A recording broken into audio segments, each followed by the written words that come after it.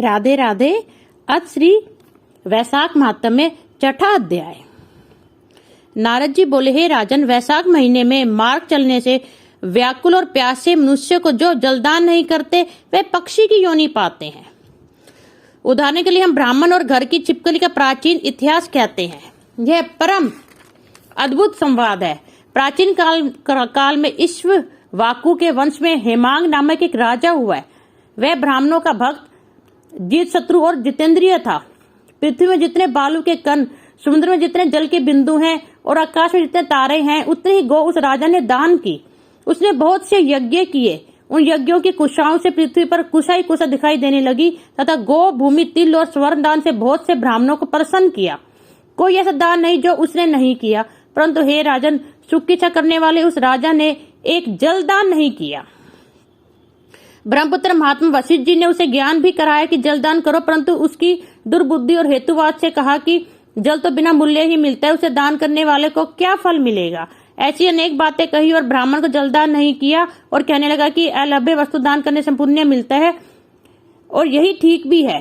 वह राजा लूले, लंगड़े, दरिद्री और जीविकाहीन ब्राह्मण की सेवा तो करता था, किंतु वेद पाठी, तत्वज्ञानी और ब्रह्मवादियों की पूजा नहीं करता था।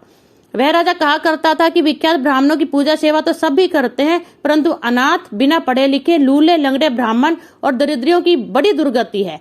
ऐसे वैसे ही लोग मेरी दया के पात्र हैं। इस प्रकार वह दुर्बुद्धि कुपात्रों को दान देता रहा। इस महादोष के कारण 3 जन्म तक उसे चातक की योनि मिली, फिर 1 जन्म गिद्ध बना और 7 जन्म तक कुत्ते की योनि रहा। फिर हे राजन, वह एक राजा के घर छिपकली की योनि में जाकर रहा। उसका नाम श्रुति कीर्ति था और मिथिलापुरी का राजा था। छिपकली घर के दरवाजे की चौखट के ऊपर कीड़ों का भक्षण करती हुई 87 वर्ष तक वहीं रही। एक दिन देवयोग से मुनियों में श्रेष्ठ श्रुति देव नामक ऋषि दोपहर के समय मार्ग से थके मिथिलापति के घर आए। ऋषि को देखकर राजा अत्यंत प्रसन्न होकर सहसा उठकर बड़े आदर सत्कार से मधु पर्क आदि से पूजन कर चरण धोने लगा और चरणोदक को अपने मस्तक पर छिड़का। तब देवयोग से एक बूंद जल उस छिपकली पर गिर पड़ा।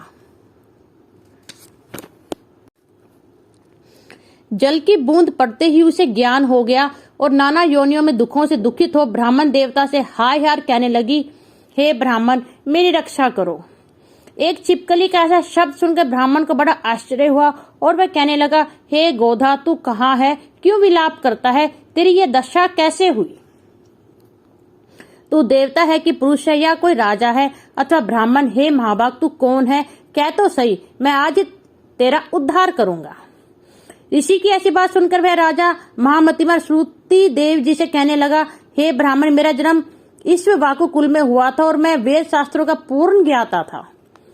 पृथ्वी में जितने रज के कण हैं, जितने जल के बिंदु हैं, जितने आकाश में तारे हैं, उतनी ही गौ मैंने दान की। मैंने सभी यज्ञ किए, वापी कुप पर तालाब बनवाए, अनेकों दान दिए और धर्मपूर्वक राज्य भी किया, तो भी मेरी ऐसी दुर्गति हुई और मुझे स्वर्ग ना मिला। 3 जन्म तक मुझे चातक योनि मिली और 1 जन्म में गिद्ध हुआ, फिर 7 जन्म तक कुत्ते की योनि पाई। अभी राजा आपके चरणोदक को छिड़क रहा था, तब एक बूंद उछलकर मेरे ऊपर आ पड़ी। उसी के पड़ने से मुझे पूर्व जन्म का स्मरण हो आया और मेरे सब पाप दूर हो गए।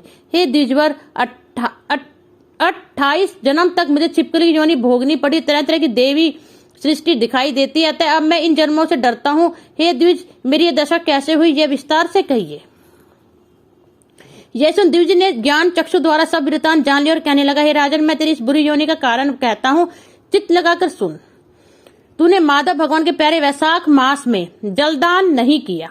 तूने जल को सुलभ समझकर निश्चय कर लिया कि यह बिना मूल्य का है, अतः मार्ग में चलने वाले और धूप से पीड़ित ब्राह्मणों को जलदान नहीं किया।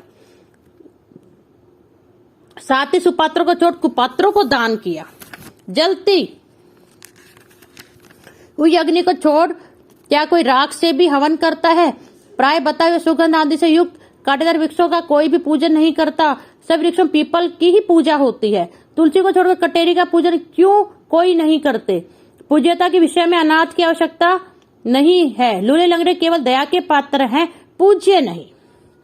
तपस्वी, ज्ञानी, वेदादि शास्त्रों के ज्ञाता ये विष्णु भगवान के स्वरूप है, अतः वे सदा पूज्य हैं।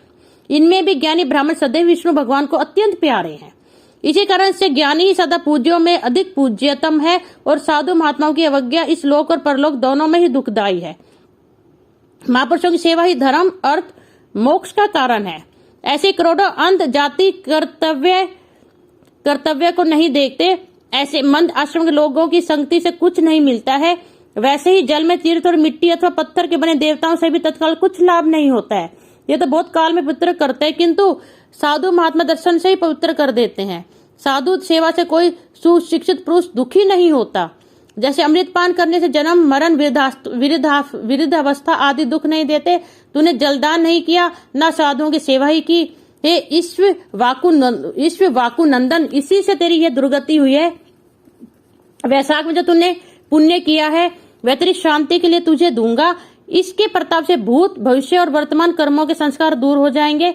ऐसा कह जल स्पर्श कर सर्वोत्तम पुण्य का फल दे दिया। इस तरह जब उस ब्राह्मण ने वैशाख में एक दिन के स्नान का फल उसे दे दिया, तब उसके सब पाप दूर हो गए और चिपकल की योनि त्याग कर दिव्य विमान पर चढ़ दिव्य माला वस्त्र और आभूषण पहन मिथिलापुर के महल में सब प्राणियों को देखते देखते हाथ जोड़ परिक्रमा दे नमस्कार कर आज्ञा ले स्वर्ग को चला गया।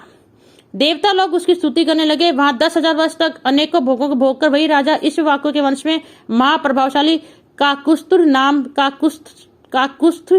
नाम से पैदा हुआ और सप्त द्वीपवती पृथ्वी का पालन करता हुआ बड़ा ब्रह्ममय साधु से भी इंद्र का सखा और विष्णु का अंश हुआ। तब वशिष्ठ जी ने वैशाख माह में सब कर्तव्य धर्म सुनाए, जिनके करने से उनके सब दुख दूर हो गए और दिव्य ज्ञान को पाकर विष्णु के सायुज्य मुक्ति को प्राप्त हुआ। इसलिए यह वैशाख संपूर्ण शुभ फलों का दाता है।